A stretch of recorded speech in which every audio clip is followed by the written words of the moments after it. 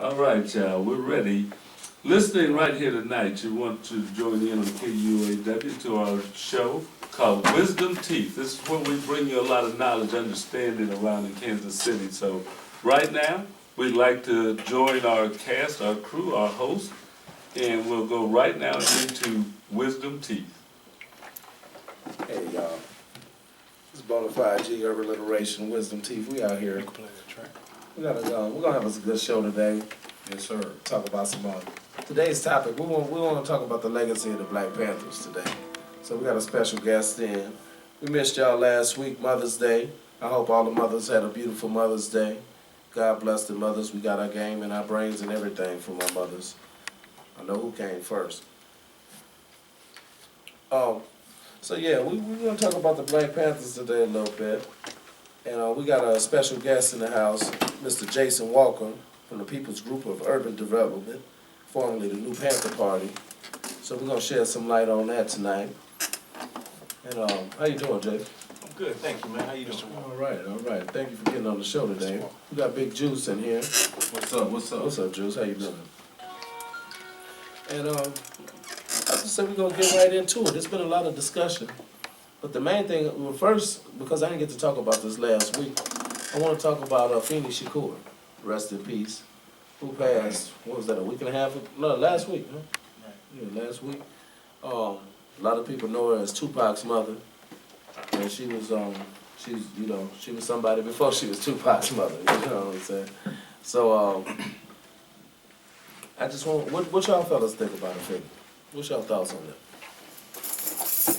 Well, I guess it more so. I guess her husband Tupac's stepfather, as far as the roots of them being a part of Malcolm X's security detail. Matua? And so I guess it stems from that root for as far as their involvement in the rights of Black people and being there on the front lines of the struggle through many different teams, either the Panther or under a religious flag, but just always being on the front lines. On the front, yeah. That's what I would say. As real soldiers, of the struggle. Yeah. No other better example of frontline soldiers. Right. And then the Shakur clan, like that pretty much derived from that around then, right? Okay. And that's when everybody took the surname. Well, not surname. They just adopted the name Shakur and moved on. Yeah.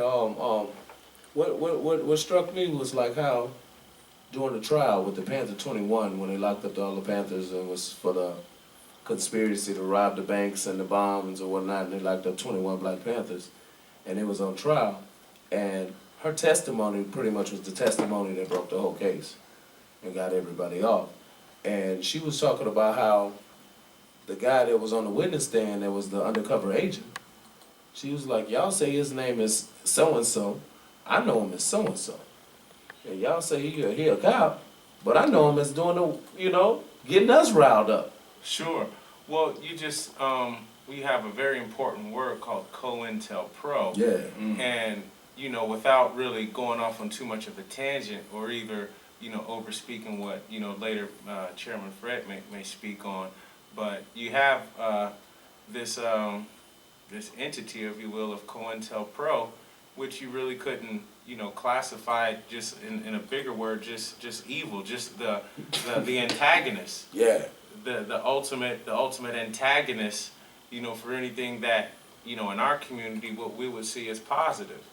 And in that COINTELPRO, you would use the government, the FBI, even more specifically, J. Edgar Hoover and those in his, inner circle, pretty much declared war on African American unity and nationalism to, advance, as Malcolm X once stated in a radio interview, that colored people, as he said at that time, are starting to experience intellectual maturity, and in the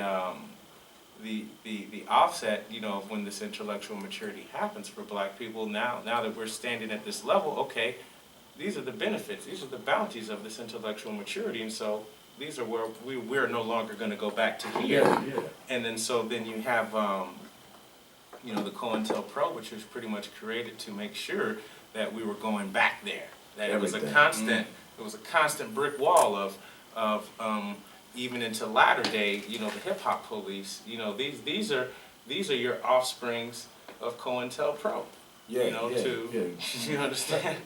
The hip hop police. A lot of people, you know, it's like myth or whatnot. But let's talk Watch about the yourself. hip hop police a little Watch bit. yourself. Well, I mean, I am involved in the music industry, lightly, but, you know, the hip hop police, you know, it's been documented in various, you know, areas, and for us to sit and think that they don't exist, Yeah.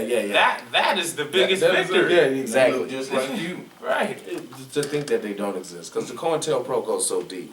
Like with the Urban Liberation Revolutionary Readers, we just had the book club. Our first book we've completed was Last Man Standing, the story and legacy of Geronimo Pratt, and how he was the Minister of Defense of the Black Panthers, and COINTELPRO put him as the poster child, pretty much to lock him up and do everything to him under the guise of we just gonna make this up. And as you read and you go through 27 years of him being incarcerated, they was just stuffing so much stuff in his files of falseness just to make sure everything went their way. And it's crazy from the FBI to the state police to the city police to the clergy to the councilmen. It was like And it's thick. And what's even, I guess, the brutal end of that was that, you know, you talk on these intricate, you know, strategies, you know, that's the fine and the razor. But then you have, you know, just the blunt end of the club where it's just trumped up charges. Yeah. Just, Just you a know, whole bunch of trumped up charges. Yeah, just trumped up charges. This is very simple. You know, that's very simple to do. Political prisoners, refugees. You Yeah, know, it's that's a lot very of- simple to do, to trump charges. Trump charges. Now, as far as all these elaborate schemes and all that stuff, that's a little harder to do. But just to trump some charges on a man, that was very easy. Those are the first things to do. And since I guess 96, pretty much with the Geronimo Pratt being the case, they kind of blew the lid off of it. A lot of people been getting out because they didn't found it was trumped up charges. Well, then you have the real essence of what the vanguard really meant. Yeah.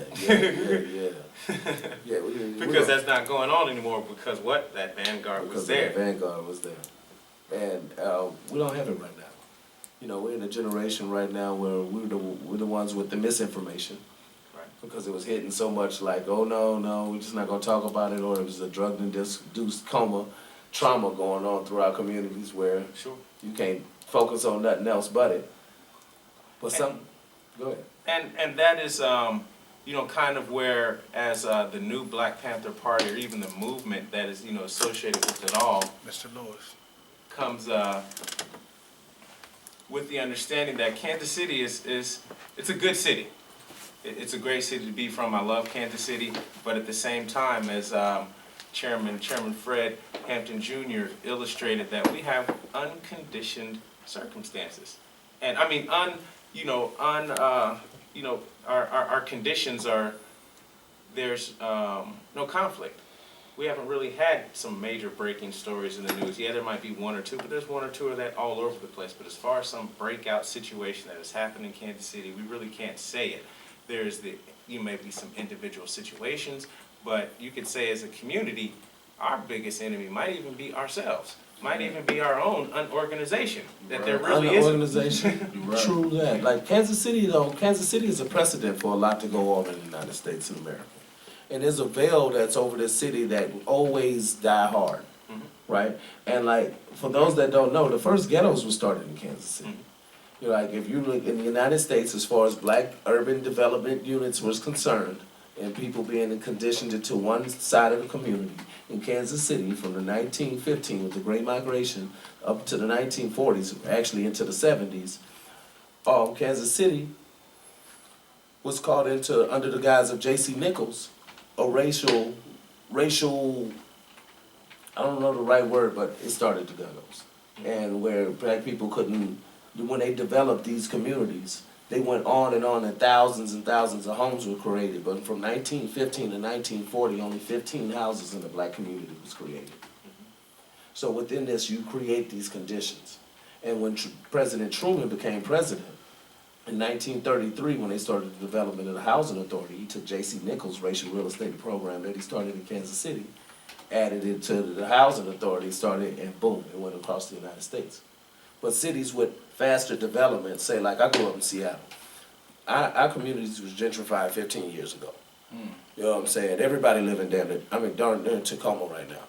You know, and it's like how we see the flight of blacks moving out south now, past Bannister to Grandview, reverse gentrification, and then they move back in. And it's a crazy thing, but Kansas City was pretty much the precedent for that to happen. It's the testing ground. And those ways have yet to die. That truce wall still stands. And redlining, and these things are like, you know, these are the real discussions that folks need to have, and we need to understand it. 70% of the black population live east of truce. How many grocery stores, hospitals, gas stations, and whatnot are east of truce? And that's funny that you should say that, because where the city stands to gain most from its tax revenue from its citizens is east of truce. It's east of truce. Wow. And now, TIF dollars. and now we need to understand that we're about to be dangerously behind a power curve if we don't start developing.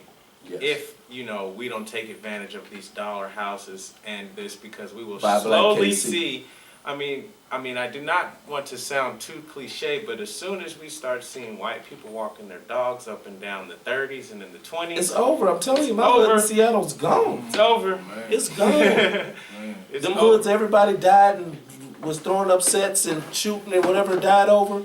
They ain't even the same hood no more. They'll be replaced with picket fences. Yeah. We're going to take a brief break. We're going to KUAW, Knowledge, Understanding, and Wisdom Radio, Juice TV. I'm your host, Bonafyde G. And we're here with Jason Walker. We got Big Juice in the building. We'll be right back with you.